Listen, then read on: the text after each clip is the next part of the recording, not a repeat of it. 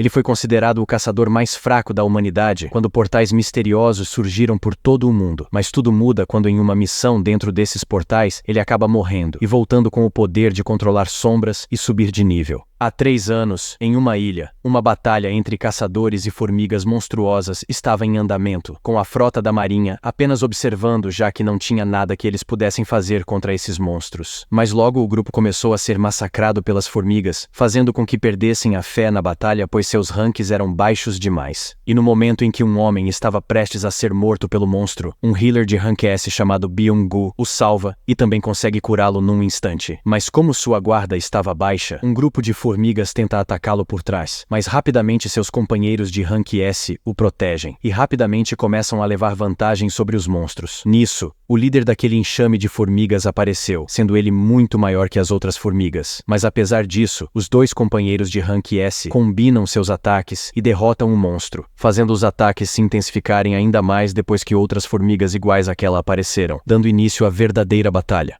E não tão distante dali, um caçador de cabelos vermelhos é chamado por seu grupo de Mestre Choi e comenta que eles também vão começar seus ataques. E de cima de uma ponte meio destruída, ele estende sua mão e usa magia de fogo, acabando com várias formigas menores e ordenando que o ataque começasse. Após isso, o narrador nos conta que há mais de 10 anos, portais misteriosos que ligam o nosso mundo a dimensões alternativas começaram a aparecer em todo o mundo, e do outro lado de cada portal estavam inúmeras criaturas bizarras que chamaram de monstros mágicos. E a tentativa de combater essas ameaças com armas convencionais falhou. Mas quando esse fenômeno surgiu, algumas pessoas começaram a despertar habilidades especiais e puderam enfrentar esses monstros. Essas pessoas ficaram conhecidas como caçadores. E com base na quantidade e poder mágico contido em seus corpos, eles eram classificados em ranks de forma decrescente, sendo os rank S os mais fortes e, em sequência, os de rank A, B, C, D e E. No entanto, uma vez que esse poder tenha despertado, suas habilidades não se desenvolviam mais, ou seja, não importa o quanto você se esforçasse, você nunca poderia ser mais forte do que o rank que recebeu. Agora, 3 anos depois, os caçadores se preparam para uma missão de ataque em uma dungeon.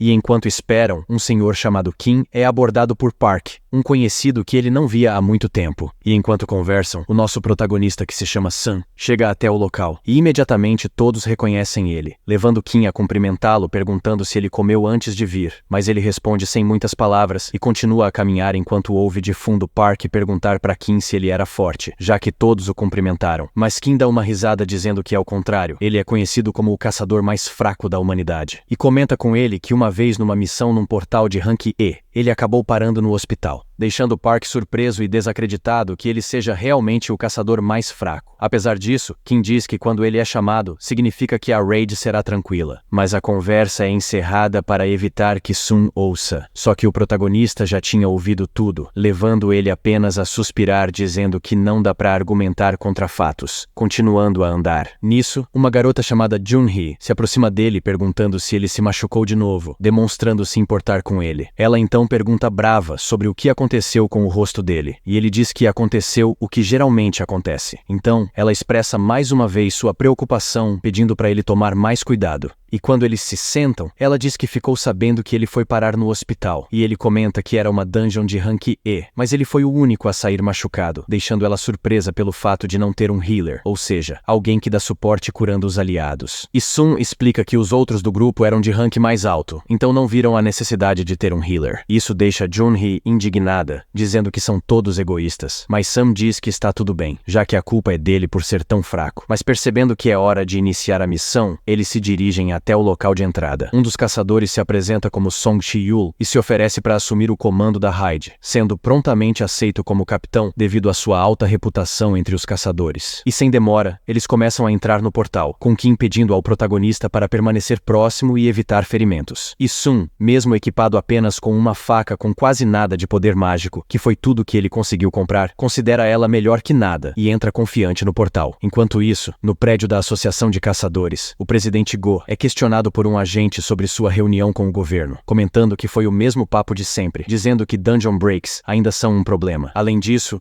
o governo quer a entrega dos materiais adquiridos na masmorra, e Go diz que não há nada de errado com isso, já que os caçadores vivem de vender os recursos obtidos nas missões. Com isso, ele puxa uma pedra de essência e explica que são pedras coletadas de monstros após derrotados, sendo elas muito valiosas. E voltando à cena para Sun, ele está ofegante, mas feliz por finalmente ter conseguido uma pedra mágica, mas naquele instante ele é atacado por um goblin, e apesar de aguentar firme por um tempo, ele tenta atacar o monstro, mas sua espada se quebra, sendo gravemente ferido depois. Vendo a situação, Parker rapidamente o salva e Junhee vai até Sam para curá-lo. Enquanto isso, o presidente Go está explicando que as pedras de essência, ou pedras mágicas, são coletadas de monstros de rank alto e podem ser transformadas em armas poderosas ou equipamentos para lutar contra outros monstros. E também tem os cristais de mana que podem ser minerados nas dungeons e possuem um uso parecido, mas são menos potentes. Apesar disso, ele explica que o governo ainda tem interesse nesses cristais, já que são uma fonte de energia mais segura que a nuclear e mais eficiente que todas as outras, além de não poluir, sendo a fonte ideal de energia limpa. Mas ainda estão buscando uma forma de gerar eletricidade com pedras de essência e cristais de mana. Voltando para dungeon, os caçadores acabam com o chefe da masmorra, e Junhee questiona Sun se ele não continua sendo caçador só por teimosia, falando que se ele continuar assim, será questão de tempo até o pior acontecer. Sun pede desculpas, mas ela grita com ele falando que não quer ouvir um pedido de desculpas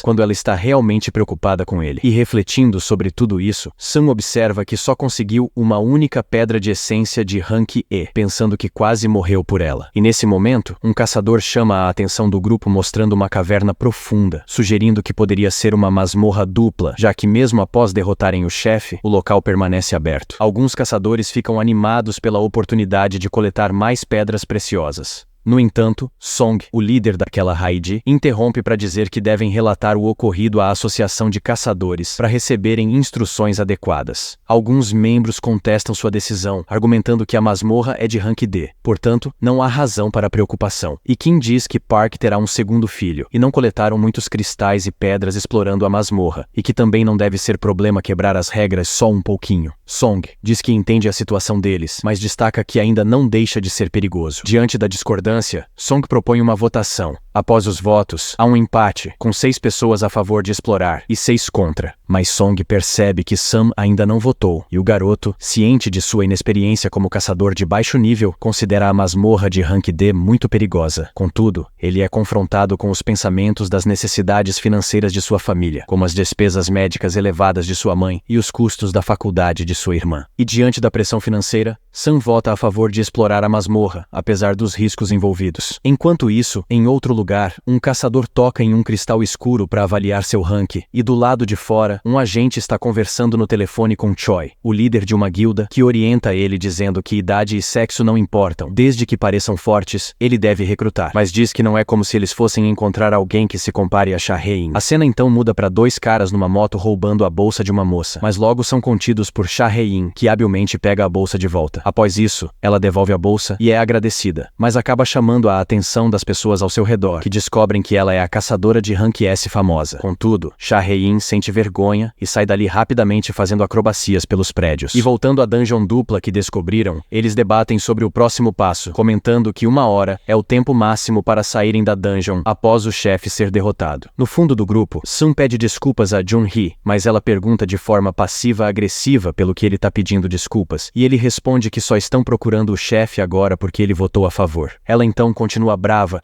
dizendo que ele não deve se preocupar com ela e nem pedir desculpas. E quando Sam pergunta se ela realmente está bem, ela grita brava com ele que é claro que não, dizendo que se aquele ataque que ele recebeu acerta um pouco mais pra cima, ele estaria morto, falando também que mal conseguiu curar ele, e que tudo isso era absurdo. Sun mais uma vez pede desculpas, e pensa que ter uma healer como Junhee, que é rank B, o salvou diversas vezes. Ela então pergunta se ele entende o problema, e no que ele responde que sim, ela vira o rosto envergonhada e diz que se ele entende, deveria mostrar sua gratidão levando ela para comer algo algum dia, deixando Sum completamente surpreso. Mas o clima romântico logo é interrompido por um dos caçadores que grita alertando que chegaram na câmera do chefe, e logo os mais empolgados pela grana vão entrando. Mas antes disso, a cena muda para uma sala onde alguns caçadores recém-despertados estão sendo instruídos por um vídeo do presidente Go, que se apresenta a eles como presidente da Associação de Caçadores. Ele diz que, entre eles, certamente haverá aqueles que escolherão ser caçadores, e os que não trilharão esse caminho.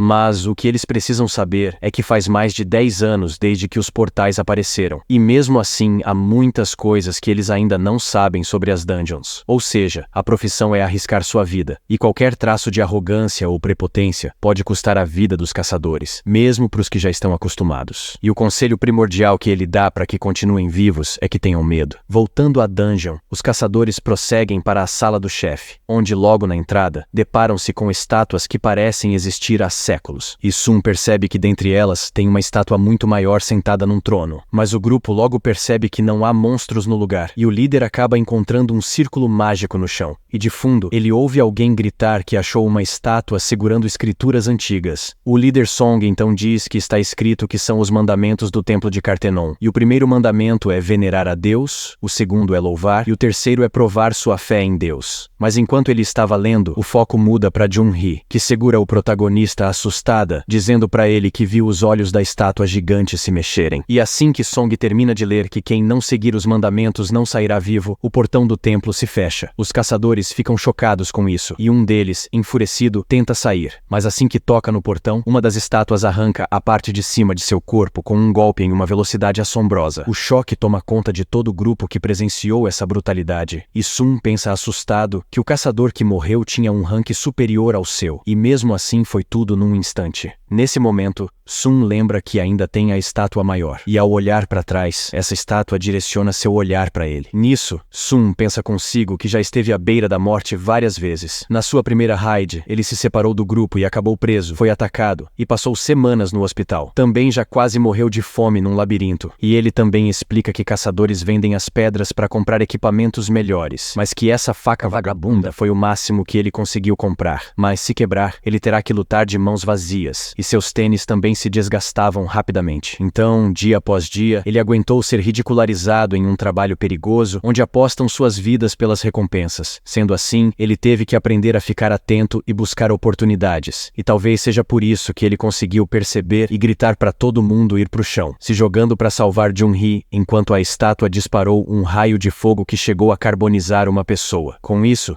todos ficam ainda mais em estado de choque, e Sum só consegue pensar que todos vão morrer ali. Então se você quer a continuação e curtiu o vídeo, já deixa aquele like para fortalecer, se inscreve no canal e se quiser sugerir algum anime, deixa aí nos comentários. É isso, e até o próximo recap do Tio Wasabi.